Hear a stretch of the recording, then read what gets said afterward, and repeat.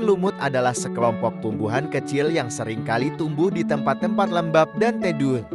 Mereka merupakan bagian dari divisi Bryophyta dan termasuk tumbuhan non-vaskular tidak memiliki sistem pembuluh seperti xilem dan phloem yang berkembang biak menggunakan spora, bukan biji, atau bunga. Berikut adalah penjelasan lebih mendetail tentang tumbuhan lumut. Ciri-ciri tumbuhan lumut. 1. Tidak memiliki akar, batang, dan daun sejati. Lumut memiliki struktur tubuh yang sederhana.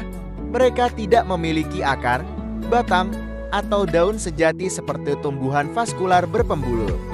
Sebagai gantinya, mereka memiliki rhizoid, struktur seperti akar yang membantu mereka menempel pada permukaan dan menyerap air serta nutrisi dari lingkungan sekitarnya. 2. Non-vaskular. Tumbuhan lumut adalah non-vaskular, artinya mereka tidak memiliki pembuluh xilem untuk mengangkut air dan nutrisi. Air dan nutrisi berpindah melalui jaringan sederhana atau diserap secara langsung oleh sel-sel tubuhnya. Inilah mengapa lumut cenderung tumbuh di tempat yang lembab, agar tidak kekurangan air. 3. Struktur tubuh kecil dan rendah karena tidak memiliki sistem pembuluh yang kompleks. Lumut hanya dapat tumbuh dalam ukuran kecil. Kebanyakan lumut tingginya hanya beberapa sentimeter dan tumbuh menempel pada permukaan tanah, batu, batang pohon, atau dinding yang lembab. 4. Tumbuhan sederhana dengan pembelahan generasi. Lumut memiliki siklus hidup yang unik yang disebut pembelahan generasi atau pergiliran keturunan. Mereka mengalami 2 fase dalam siklus hidupnya, yaitu fase gametofit fase dominan dan fase sporofit. Siklus hidup tumbuhan lumut. Siklus hidup lumut melibatkan 2 tahap utama, fase gametofit dan fase sporofit, dengan proses perkembangbiakan menggunakan spora. 1. Fase gametofit. Fase gametofit adalah fase tumbuhan lumut yang tampak seperti tumbuhan lumut yang kita lihat sehari-hari.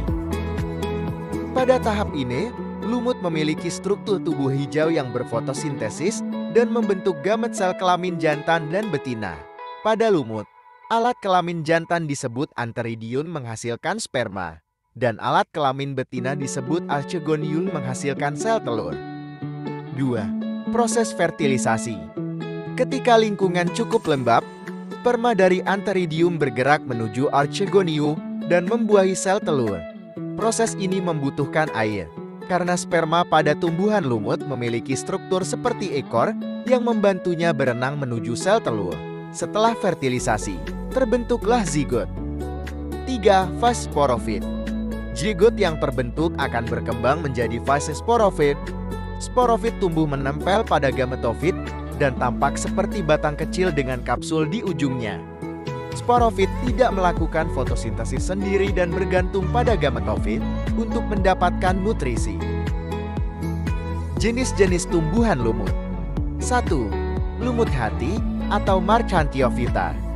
2. Lumut daun atau Bryopsida. 3. Lumut tanduk atau Anthocerotophyta. Peran dan manfaat lumut. 1. Mencegah erosi tanah. 2. Menjaga kelembaban tanah. 3. Menyediakan habitat untuk organisme lain. 4. Sebagai indikator kualitas udara. 5. Penggunaan dalam hortikultura.